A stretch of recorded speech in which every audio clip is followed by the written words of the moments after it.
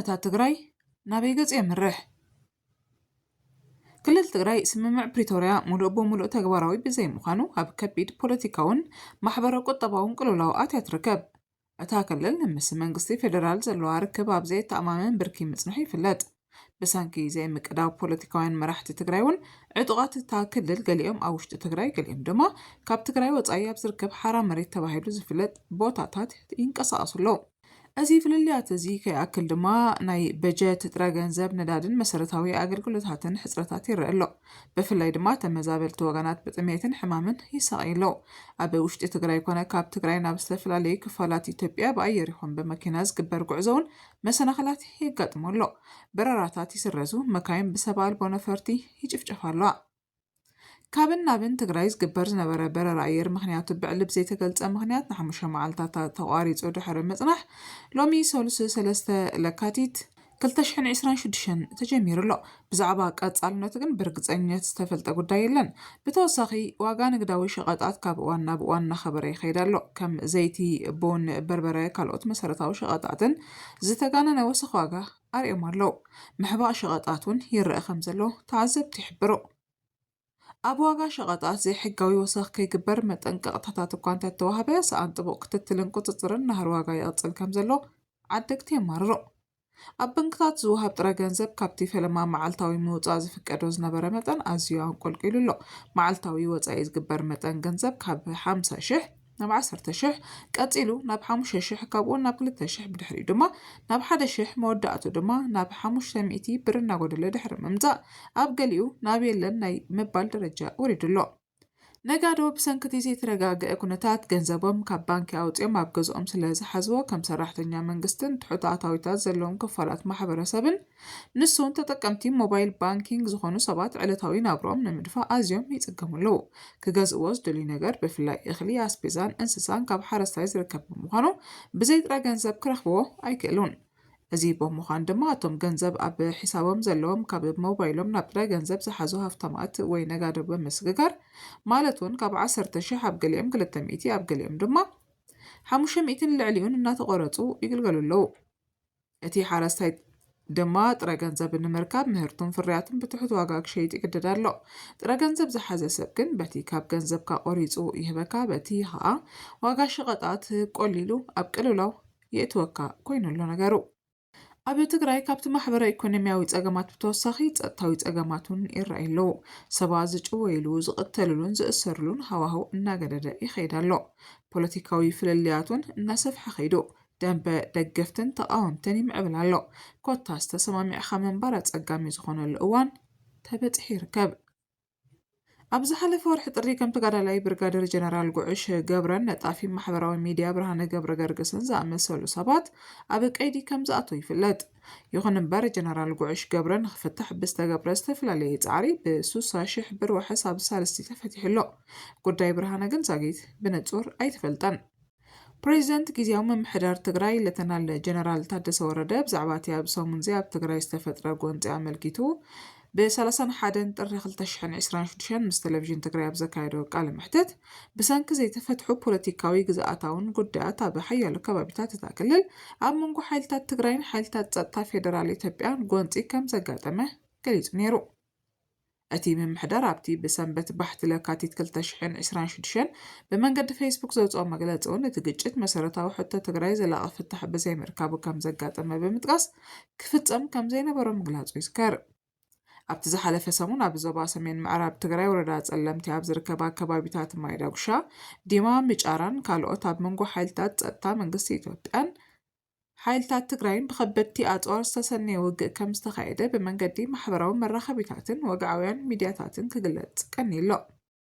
ነዚ ስዒቡ ፕሬዚደንት ጊዜያዊ ምምሕዳር ትግራይ ሌተናል ጀነራል ታደሰ ኣብቲ ብቐዳም ምስ ቴሌቭዥን ትግራይ ኣብ ህሉ ኩነታት እታ ክልል ኣመልኪቱ ኣብ ዘካየዶ ቃለ መሕትት እቲ ኣብ ዝቐረባ እዋን ሓይልታት ትግራይ ዘካየድዎ ምንቅስቓስ ውግእ ንምስጓም ዝዓለመ ዘይኮነ ስለቲ ኣብ 2024 ዝተወጠነ ተመዛበልትን ምምሕዳርን ከባቢ ናብ መረበቶም ናይ ምምላስ መደብ ንምትግባር ዝተሓስበ ኣጀንዳ ምዃኑ ኣብርሂቡ። ወሲኹ ድማ እቲ ኣጀንዳ ከም ብሓድሽ ንኽለዓል ብዝብል ዝተወሰነ ሓይሊ ናብ ላዕለዋይን ታሕተዋይን ጸለምቲ ገጽ ክስገር ከም ዝተወሰነ ገሊጹ። እቲ ምምሕዳር ነዚ ውሳነ ክውስን ካብ ዝደረኽቦ ምኽንያታት ድማ ብሰንኪ ቅድሚ 3 ዓመት ደው ዝበለ ኩናት ትግራይ ዝተመዛበሉ ነበርቲ ናብ መረበቶም ዘይምምላሶም ኣብቲ ከባቢ ዝነብሩ ዘለዉ ብቋንቋ ኣምሓርኛ ክመሃሩ ይግደዱ ብምህላዎምን ናብ ትምህርቲ ክምለሱ ዘይከኣሉ ምህላዎምን ከምኡውን ግዝኣታዊ ምምሕዳር እቲ ክልል ናብ ንቡር ዘይምምላሱን ምዃኑ ጠቂሱ። ዋላ እኳ እቲ ኣብ መንጎ መራሕቲ ትግራይን መንግስቲ ፌደራልን ዝካየድ ዝነበረ ደማዊ ተጻቦታት ኣብ ሕዳር 2022 ኣብታ ርእሲ ከተማ ደቡብ ኣፍሪቃ ዝኾነት ከተማ ፕሪቶርያ ብዝተበጽሐ ስምምዕ ደው ክብል እንተኻለ ጉዳይ ተመዛበልቲ ግን ክሳብ ሎሚ ሓደ ካብቶም ተሃዋስን ዘይተፈትሑን ውጽኢታት እቲ ኩናት ኮይኑ ይቕጽል ኣሎ። እቲ ብዙሓት ሰባት ዝተመዛበሎ ሰፊሕን ልሙዕን ዞባ ምዕራብ ትግራይ እውን እንተኾነ እቶም ኣብ እዋን እቲ ኩናት ኣብ ጎኒ ሰራዊት ምክልኻል ኢትዮጵያ ተሰሊፎም ዝነበሩ ሓይልታት ኣምሓራ ተቆጻጺሮሞ በምህላዎም ሙሉእ ብሙሉእ ኣብ ትሕቲ ምምሕዳር ክልል ኣምሓራ እዩ ወዲቑ ዘሎ። ሓደ ካብቶም ቀንዲ ድንጋጌታት ስምምዕ ፕሪቶርያ ሕገ መንግስታዊ ዶባት ትግራይ ናብ ንቡር ንምምላስን ኣብ ውሽጢ ሃገር ዝተመዛበሉ ሰባት ብሰላም ናብ ገዝኦም ክምለሱን ቃል ዝኣተወ እዩ ነይሩ። ይኹን እምበር እቲ ውዕላ ብተግባር ከይወዓለ እንሆ 3 ዓመታት ኣቑፂሩሎ።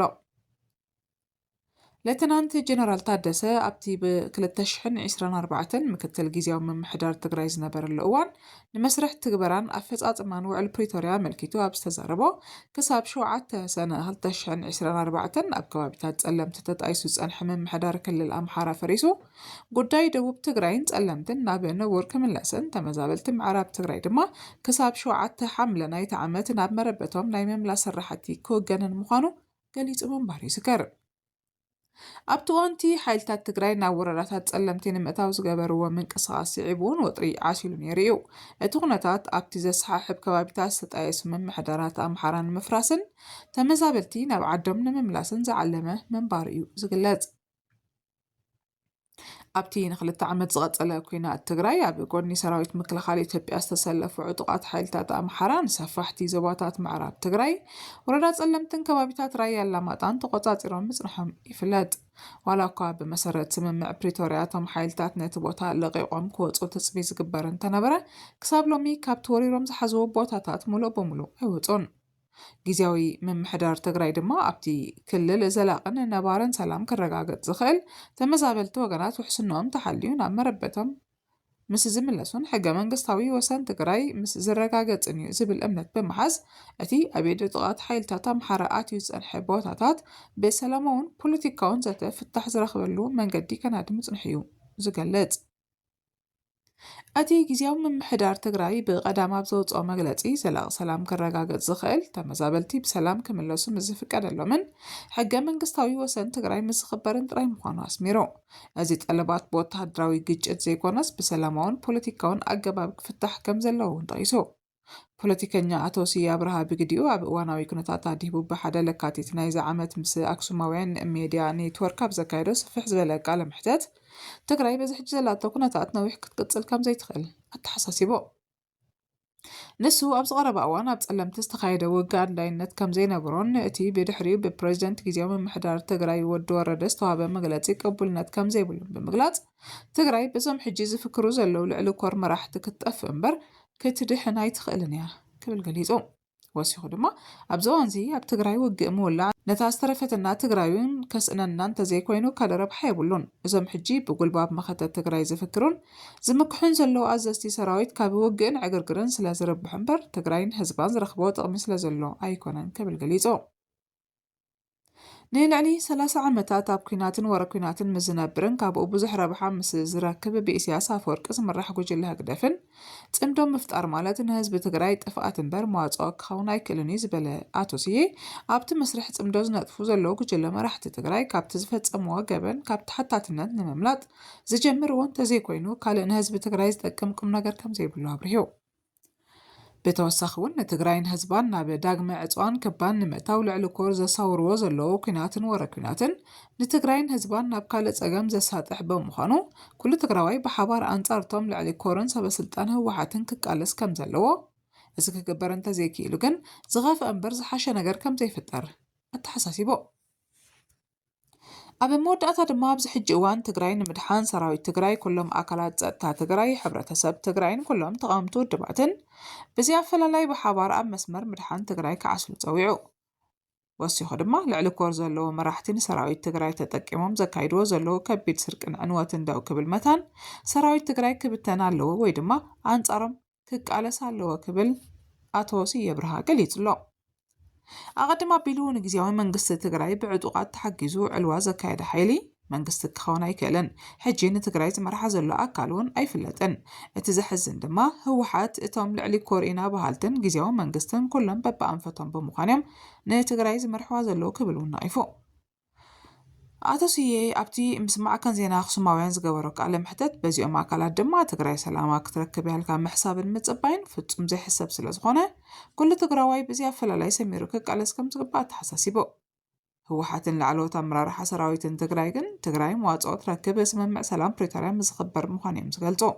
كله بتزغبر زلو قال سدما ግዛታዊ ሓድነት ትግራይ ናብ ንቡር ንምምላስን ተመዛበልቲ ናብ መረበቶም ንምምላስን በሃገራዊ ቦርድ ምርጫ ፍሉጦ ዝተሰረዘ ህወሓት ሕጋዊ ሰውነቱ ክምለስ ንምግባርን ምዃኑ ይረድኡ ዓለም ለኸ ተዋሳእቱ ነቲ ዝተሓደሰ ወጥሪ ስክፍታታት ከም ዝፈጠረሎም ገሊፆም ኣለዉ አፍሪካዊ ሕብረትን ውድብ ሕብራት ሃገራትን ነቶም ኣብ ገለ ከባቢታት ትግራይ ዝተፈጥሩ ግጭታት በቀረባ ይከታተልዎም ከም ዘለዎ ብምግላጽ ኩሎም ወገናት ልዑል ነፍሰ ምግታእ ክገብሩን ንውዕል ፕሪቶሪያ ሙሉእ ብሙሉእ ብውፅኢታውን መንገዲ ከተግብርዎን ፀውዖም ክልቲኦም ወገናት ምጥሓስ ስምምዕ ፕሪቶሪያ ዳግማይ ዓመፅ ከበራብር ነቲ ስቡር ኮይኑ ዝጸንሐ ጻዕርታት ሰላም ከዳኸምን ሰብኣዊ ኩነታት ከጋድድን ከም ዝኽእል ኣጠንቂቖም ኣብ መፋርሕ ወርሒ ጥሪ ናይዚ ዓመት ናብ ምዕራብ ትግራይ ዑደት ዘካየደ ኣምባሳደር ኣሜሪካ ብኢትዮጵያ ኤርቪን ማሲንጋ ካብ ፖለቲካ ንላዕሊ ንህዝቢ ቀዳምነት ክወሃብ ተላቢዩ ነይሩ እቲ ኣምባሳደር ሰበስልጣን ኢትዮጵያ ሕጊ ኣልቦነት ደው ከብሉ ውሽጣዊ ግጭታት ኣብ ምፍታሕ ኣብ ውሽጢ ሃገር ተመዛበልቲ ናብ መረበቶም ክምለሱ ኣብ ምርግጋጽ ትኹረት ክገብሩን ተሓሳሲቡ ብዙሓት ተዓዘብቲ እዞም ቀንዲ ጉዳያት ብዘተን ምድምማፅን ተዘይተኣልዮም ተመሳሳሊ ግጭት ክድገም ከም ዝኽእልን እዚ ድማ ንዞባዊ ሰላምን ሰፊሕ መስርሕ ሃገራዊ ዕርቅን ኢትዮጵያ ኣብ ሓደጋ ክእቱ ከም ዝኽእልን የጠንቅቑ ዝኸበርኩም ተኸታተልትና ጉዳይ ትግራይ ብመሰረተ ስምምዕ ፕሪቶሪያ እንተዘይተዛዚሙ መፍትሒኡ እንታይ ክኸውን ይኽእል ኣብ ትሕቲ ዝብል ኣርእስቲ ዘለኩም ርእቶታት ከተካፍሉና ብኽብሪ ንዕድም ትሕዝቶና ሳዚምና ኣለና ሰላም